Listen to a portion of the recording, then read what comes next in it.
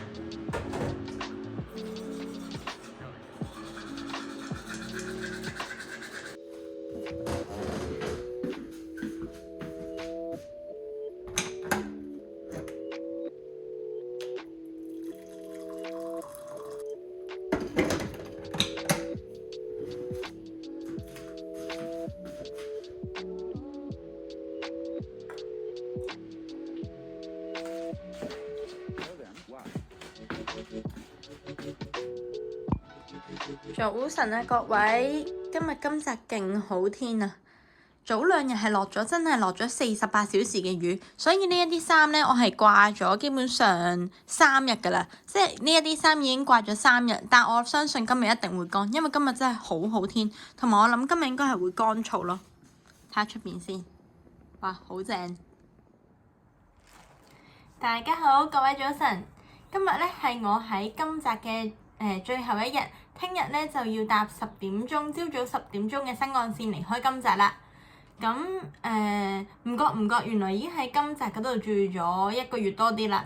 今日天氣勁好啊！之前早2日啦，金澤都係不停落雨，真係落咗48小時嘅雨，係冇呢一樣嘢係冇誇張嘅。咁趁住今日咁好天啦，咁諗住陣間咧就帶大家去一個我自己好中意嘅一個地方。其實我都係淨係去過1次嘅啫，但係我去咗1次已經係愛上咗嗰個地方啦。咁晏啲就可以帶大家去睇下。咁今日呢條片咧係想講啲咩嘅咧？今日其實想同大家分享一下，即係關於我喺金澤生活，大約我嚟咗1個月多啲啦，嚟咗1個月多啲嘅金澤生活，我有啲咩喺金澤唔適應嘅地方，同埋對我嚟講喺金澤生活同埋喺東京生活最大分別嘅地方係咩呢？今日就想同大家分享一下。首先啦，講到最大嘅分別啦，第一最緊要嘅就當然係佢個交通啦，一定要提佢個交通。咁喺金澤生活啦，基本上成個金澤市，又或者係成個石川縣嘅範圍啦，其實佢哋無論喺個市內定係喺成個縣啦，最主要嘅交通工具啦，就係巴士。佢哋嘅巴士其實佢哋嘅路線啊，佢哋嘅巴士站咧都可以話係四通八達嘅，即係只要你搭佢哋嘅巴士咧，其實都可以去到好多個地方喺佢成個縣啊、成個市啊。但係問題嚟啦，即係雖然佢哋嗰個路線係四通八達，但係佢哋嘅班次同埋最後一班嘅巴士嘅嗰個巴士時間係真係非常之同東京好唔同。咁喺東京啦，即係東京有一啲地方咧，可能都係主要係要搭巴士先會去到嘅。但係咧，基本上喺東京嘅巴士咧，好多時咧都係可能講緊係20分鐘一班，又或者係15分鐘一班嘅。但係呢一邊嘅巴士咧，係大部分嘅巴士都係1個鐘頭一班，係真係要繁忙嘅時段先會係1個鐘頭2班嘅啫。但係基本上大部分嘅時段都係1個鐘頭一班，即係講緊如果你錯過咗呢一班車嘅話咧，你就要等1個鐘。咁呢樣嘢咧係即係我唔係太過習慣嘅嘢啦。同埋我會覺得咁樣係即係呢一個班次呢一個咁樣嘅方式咧，係會有少少令到我自己好緊張咯，即係我每一次可能搭巴士之前啦，就要好緊張嗰個時間嘅管理啦。例如我想去一啲遠少少嘅地方，即係可能我想去富山縣玩，我想去高崗嗰度宇晴海岸咁樣，就基本上大部分嘅人都係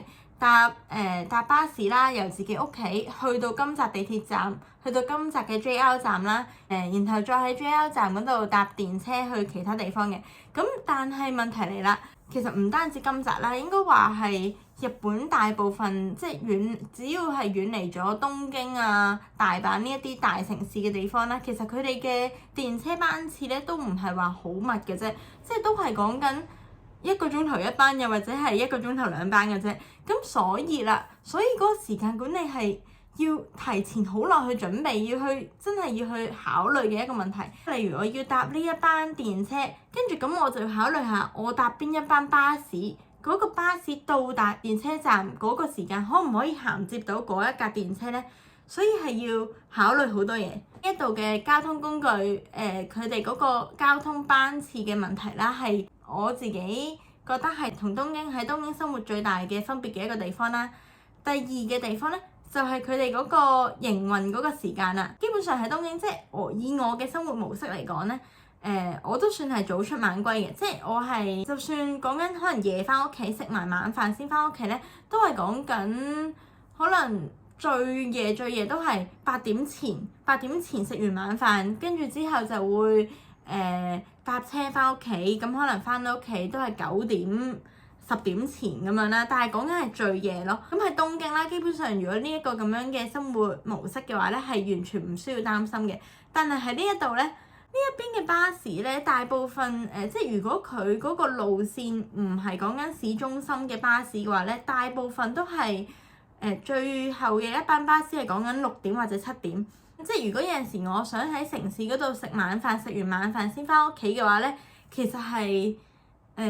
都幾困難嘅一件事嚟嘅，因為即係呢一度嘅巴士嘅嗰個最後嗰一班車嘅時間嘅關係啦，所以如果出夜街嘅話咧，係會個心情會好緊湊嘅，因為真係會好驚miss 咗最後嗰一班巴士，會唔會冇車翻屋企咁樣要搭的士？你知日本啲的士幾貴嘅咧，同埋加上喺我呢一邊地區咧，基本上喺我住嘅附近，我係冇見過任何一架的士嘅。基本上我係淨係真係喺金澤嘅 JR 站嗰度先見過的士出現，喺其他地方係完全見唔到的士嘅。所以呢一度搭車啦，我係成日都會好緊張嘅嗰個情緒，即係成日都會為咗搭車而好緊張。我試過一次係四圍行啦，即係漫無目的咁樣四圍行啦，咁諗住即係睇下行到盡頭到底會有啲咩嘅咧？跟住咁可能行到好遠啦，跟住就去到一個地方，跟住咧咁就諗住喺嗰個地方停留一陣啦，跟住咧就發現咧原來嗰一邊嘅巴士，即係我喺嗰一邊身處嗰個地方嘅巴士啦，巴士嘅最後一班列車啦，就係5點前，即係我記得嗰陣時係5點15分，好似係5點15分，即係如果我錯過咗呢5點15分嘅巴士，我就冇巴士翻去㗎啦，就可能要行去其他巴士站啦，又或者係徒步翻屋企啦。咁所以我當時咧係真係好緊張嘅，因為去到嗰個巴士站咧，我係即係事前唔知道原來嗰度嘅巴士係5點幾就係最後一班車啦。咁所以咁樣咧呢一樣嘢咧就係我喺今日生活最未適應到嘅嘢啦，就係佢哋嗰個巴士嘅巴士班次啦，同埋佢哋嗰個巴士嘅營運時間啦。跟住第3樣嘢咧，都係關於巴士嘅，因為即係對我嚟講啦，佢哋呢度嘅巴士其實我自己係有少少不滿嘅情緒喺度嘅。咁係關於啲咩嘅咧？北陸嘅巴士啦，佢哋係同東京嘅巴士好唔同，佢哋係唔可以用西瓜卡嘅。有好多可能關東或者關西地區用嘅一啲交通卡啦，佢哋係唔接受嘅。咁佢哋係要用咩咧？佢哋係要用佢哋本地叫做北陸巴士嘅交通卡，又或者係現金。咁亦都有好大部分人係用現金嘅。咁用現金咧，就有一個問題啦，特別係你講緊一啲繁忙嘅時間，咁用現金俾錢啦，咁你就少不免啦，就會喺時間上可能會用多咗時間啦，因為佢哋係落車後付嘅，落車嘅時候就根據你上車嗰個地點，佢會有一張整理券啦，跟住根據整理券個 number，然後對你落車嗰個顯示屏佢哋嗰個 number 啦，咁就睇翻唔同嘅價錢啦。咁樣咧，咁佢哋落車嗰陣時咧就要俾錢。咁日本嘅巴士咧係好好嘅，佢哋有得唱錢啦。如果你入1000 yen 嘅話咧，就會唱到一個500 yen 同埋5個100 yen 啦。如果你入100 yen 嘅話咧，就可以唱到50 yen 同埋10 yen 啦。咁喺冇交通卡嘅情況下，用現金俾錢啦，咁少不免咧就會用多咗好多時間去上落車啦。咁樣問題嚟啦，咁喺東京嘅巴士咧，其實係好少會延誤嘅，即係基本上喺東京嘅巴士大部分都好準時，即係最多講緊延誤可能都係講緊5分鐘啊，5分鐘內嘅啫，即係可能3至5分鐘內嘅啫。但係呢一度嘅巴士係經常性延誤，最耐嗰一次試過係15分鐘都試過咯。咁嗰一次係超級驚，因為嗰一次就係我講緊上一件事，就係5點15分鐘點列車嗰一次。咁我係喺個站嗰等咗好耐都冇車啦。咁我嗰陣時我知道我等緊嗰一班車係終點車啦。咁我又唔知道架車會唔會突然間可能唔嚟咧。咁好緊張啦。咁好彩當時問咗一啲身邊嘅日本人啦。咁佢哋可能有一啲手機 app 就可以睇到嗰架巴士有冇嚟啦咁樣。咁佢話架巴士係會正常嚟嘅。咁我最後都上到車嘅。咁嗰次真係非常之好彩。北陸搭巴士咧係經常性會遇到嘅問題就係巴士唔準時。巴士唔準時衍生嘅問題係乜嘢咧？咁第一啦就係你白等啦。第二啦，最大嘅問題啦就係最初片頭啦都有講過啦，呢度嘅電車 JR 啦，咁就可能1個鐘頭1班，又或者1個鐘頭2班啦。咁巴士咧就1個鐘頭1班啦。咁如果你搭例如我target搭9點半嘅電車嘅巴士，唯一嘅選擇咧就係可能9點15分去到電車站。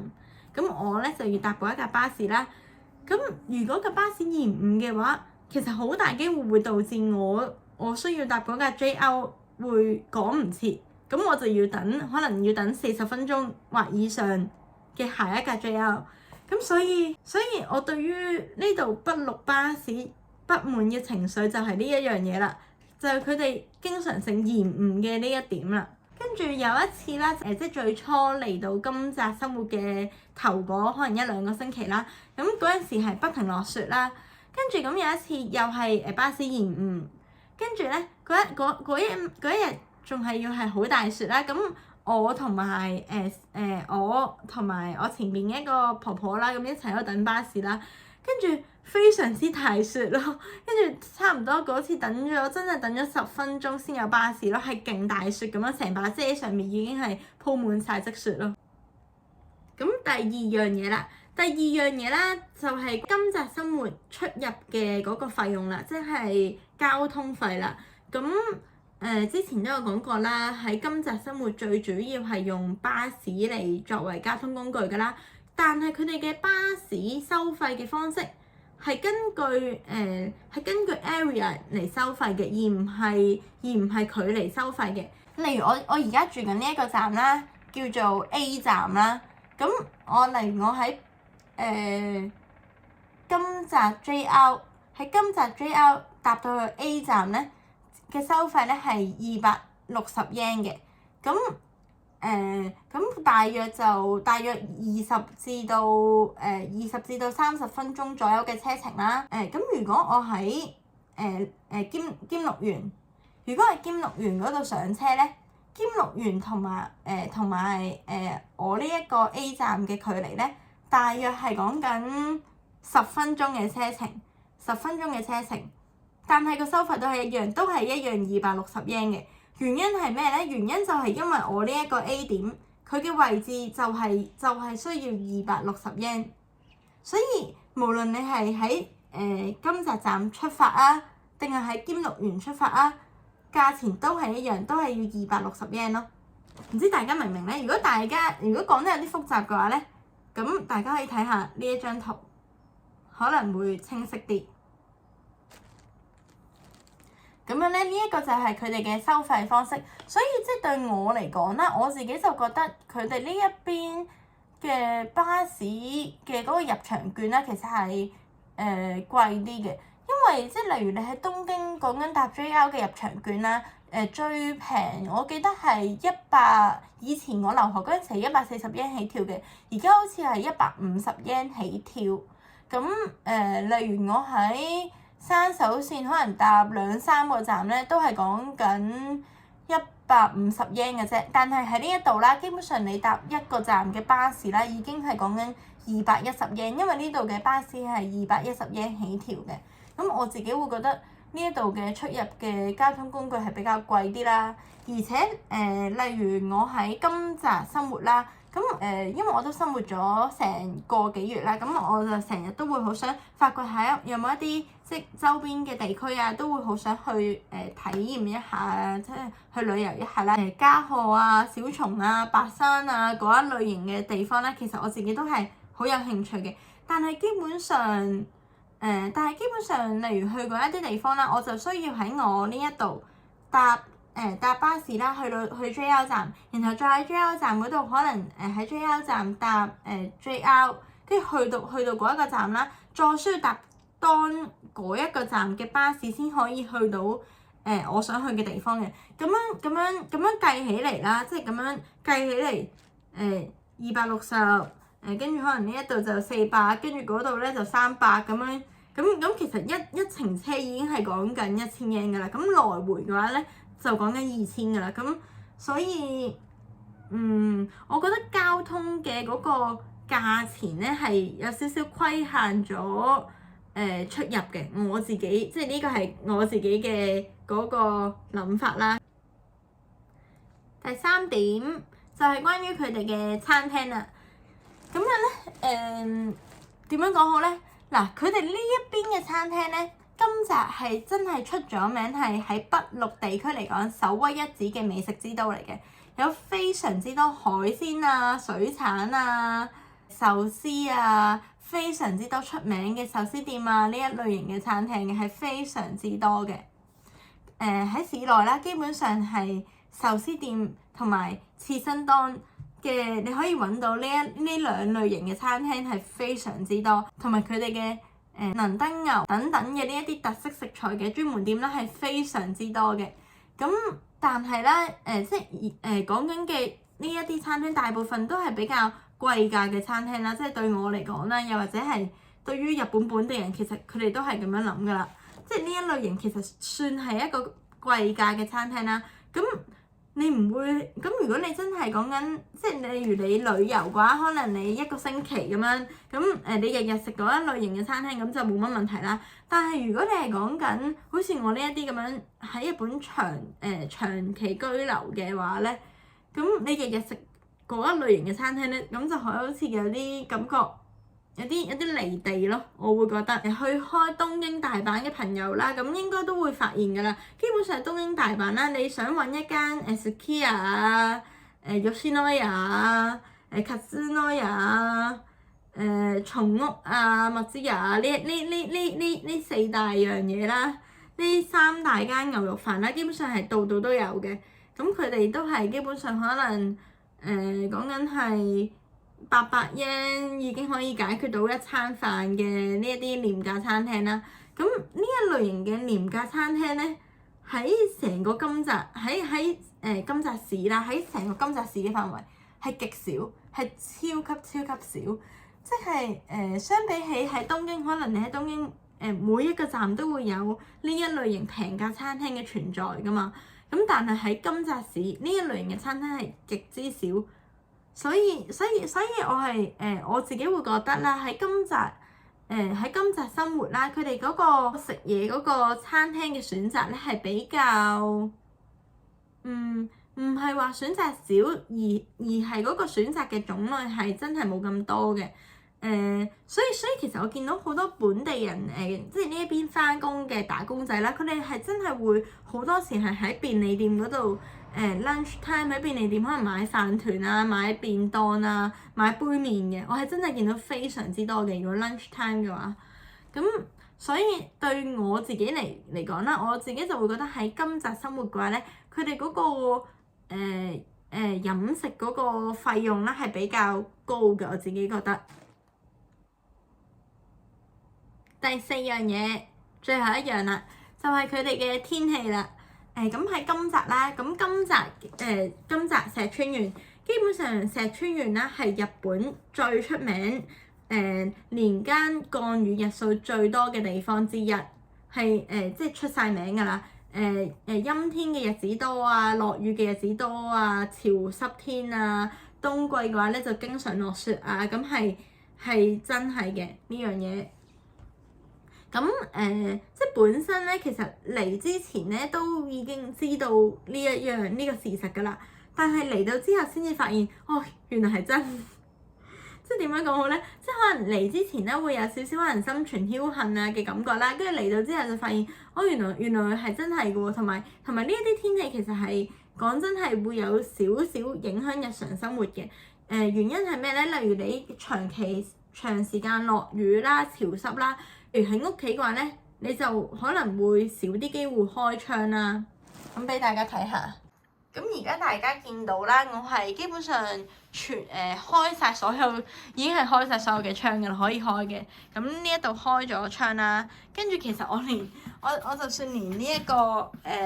因為佢呢對門咧係嗰啲會自己閂嘅露台門嚟嘅，咁所以咧我就咁樣卡住咗啦，即係利用佢。我唔知大家明唔明？利用嗰個鎖嘅位去令到有少少罅可以通風啦。咁我自己嚟講咧，係比較中意即係間屋通爽，保持空氣流通嘅。但係咧，如果平時可能潮濕天啊、陰天嘅日子咧、落雨嘅日子咧，咁其實基本上你係唔可以開窗嘅，因為係真係非常之潮濕。即係好似早兩日喺金澤啦，金澤係早兩日係全兩日都係全日落雨嘅，即係由朝早起身嗰一剎那，去到夜晚瞓覺，跟住可能你半夜嗰時都聽到係雨聲，佢哋係嗰啲微微細雨咁樣咧，係兩日都係咁樣全日24小時喺度落雨嘅，咁嗰陣時係非常之潮濕啦，濕度勁高啦，即係好似香港匯藍天咁樣啦。周圍都係望到係濕滴滴啊，好多水滴啊，跟住望到個天都係嗰啲灰蒙蒙啊，好重濕氣咁樣嘅。咁例如你晾衫嗰啲咧，都起碼如果喺嗰啲情況下晾衫又冇抽濕機嘅話咧，起碼晾3日都唔會乾㗎啦。嗰啲程度嘅話，咁所以我自己覺得即係金澤嘅落雨嘅天氣啦，其實係會有少少影響日常生活嘅。咁另外咧，最主要就係出入嘅問題啦。咁你成日落雨咁樣，咁你出入，你金澤又唔係話一個好似東京、大阪呢一啲咁方便嘅城市，四周圍都有便利店啊、超市啊，非常之多啊，咁樣又唔係呢一類型嘅地方，咁就當然會有少少出入嘅問題啦。第二啦，就係佢哋嘅冬季嗰個落雪啦。咁我係其實我自己係第一次，我今次嚟係2月至3月呢段時間啦。咁基本上2月係金澤最凍嘅月份之一啦。金澤我諗應該係大約1月至到3月1號啦，都係最凍嘅季節嚟嘅。咁樣咧，我就係最凍嘅季節嚟到啦。咁當時嘅天氣，即係2月嗰陣時，我2月中嗰陣時嘅天氣係長期落雪嘅，即係嗰個雪係好似落極都唔會完咁樣嘅，源源不盡咁樣，每一日都喺度落雪，跟住可能落30分鐘雪，跟住就停一停，落30分鐘雪又停一停咁樣，咁非常之有趣嘅。咁我自己係第一次咁樣體驗呢一啲落雪啊，呢啲雪國嘅地方嘅生活啦。咁講真嗰句咧，係非常之唔方便嘅，係即係講真嗰句，你出入係真係落雪嘅天氣特別你大雪啦，你出入係真係好唔方便嘅。咁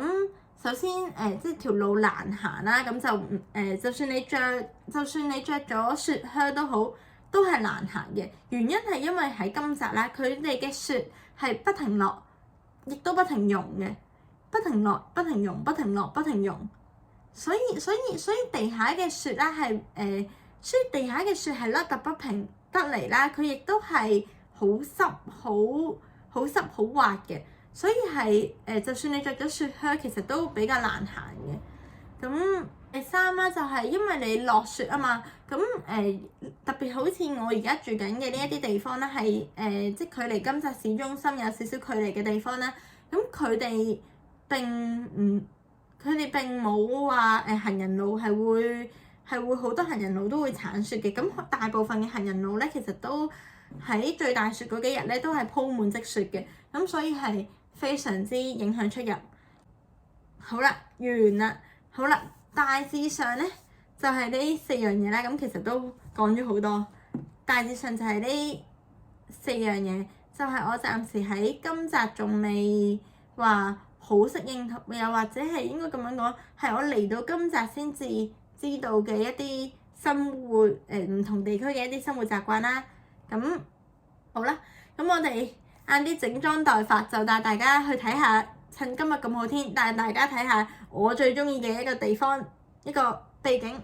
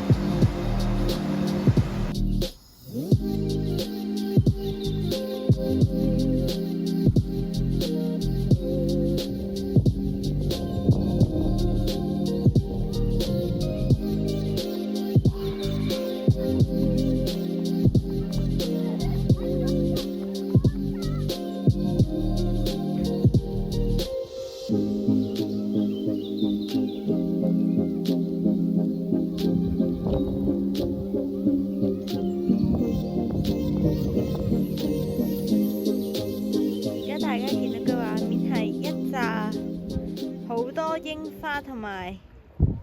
遙遠嘅雪山。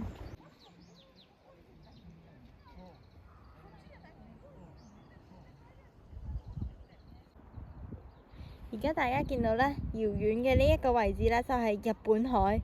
就係石川縣對住嘅日本海。跟住咧，呢個位大家有冇留意係高咗一級㗎？高咗一級嘅成個 area 啦，就係小立野咯。Kotatsu喺呢一度嘅一個小立野市咯，其實都係喺金澤裏邊嘅一個市嚟嘅。咁我成日好中意去嘅圖書館咧，就喺小立野市嘅裏邊，好靚啊！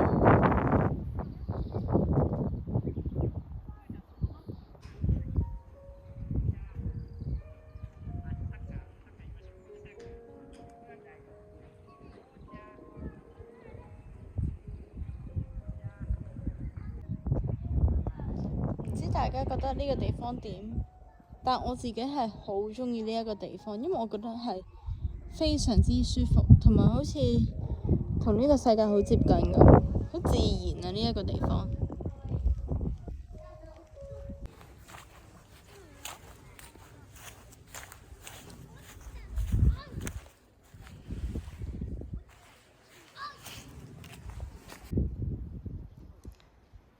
遙遠嘅雪山。好，快數，1、2、3，哇！